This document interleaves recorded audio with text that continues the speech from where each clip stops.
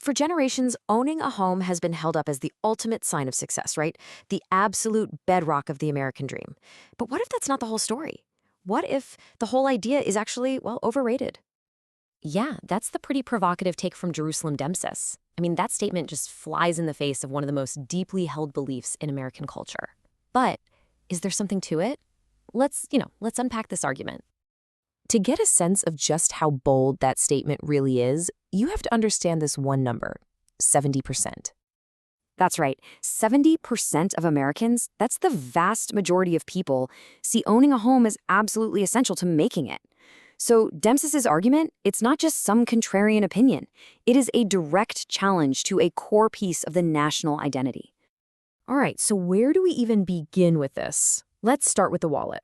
We're going to put all the emotions and the dream part aside for a second and just look at the cold, hard numbers. So we're always told about two big financial promises when it comes to buying a house, right? First, that it's a forced savings mechanism. You're building equity, not just throwing away rent money.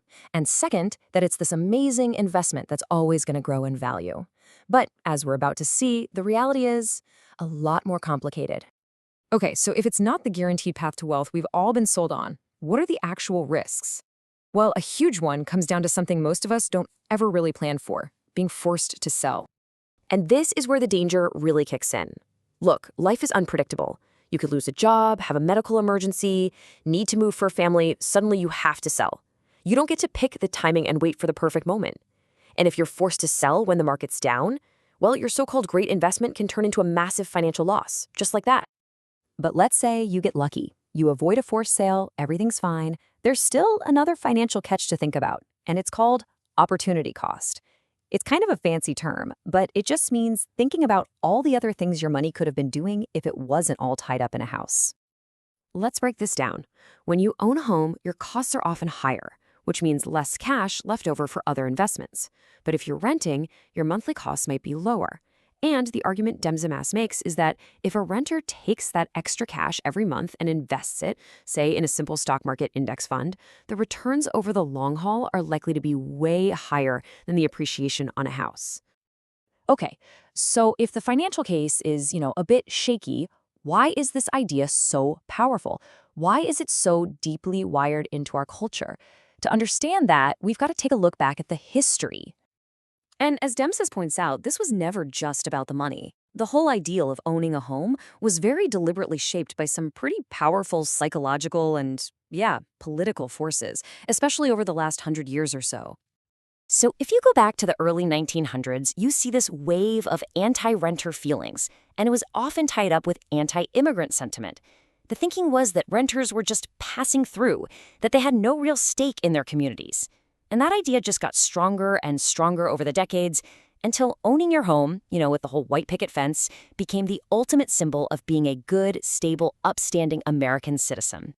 And all that history leads us right into another core belief we have about homeownership, that it connects you, it roots you in a community.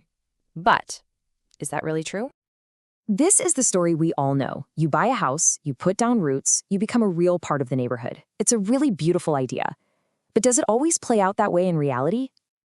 This is where Demsas just completely flips the script. Her point is that to afford a home, a lot of first-time buyers have to move far away from the community they already know and love.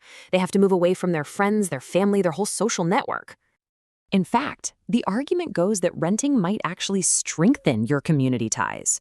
Renting could be what allows you to live in a more central spot, closer to the people and places that really matter to you. You get to stay in the neighborhood you're already a part of, instead of getting priced out.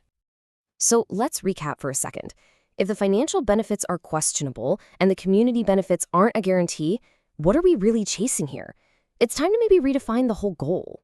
Because here's the thing, it was never really just about the house, was it? The desire to own a home has always been a stand-in, a proxy for a much deeper American ideal, freedom. Freedom from a landlord, freedom to build a life on your own terms. And that leads to the central challenge of this whole argument. If you're tying your entire financial life to a massive, illiquid, and pretty risky asset, are you actually free? I mean, really think about it. You're completely exposed to the whims of the housing market. You could end up underwater on your mortgage, which means you owe more than the house is even worth. And in a world with less job security, that lack of flexibility can feel a lot less like freedom and a lot more like a trap. So maybe the goal shouldn't be ownership itself. Maybe the goal should be what ownership was always supposed to get you: economic freedom. The ability to live a stable, secure, connected life with good jobs and a strong safety net. And that's a dream that can be achieved in a lot of different ways, not just by signing a mortgage.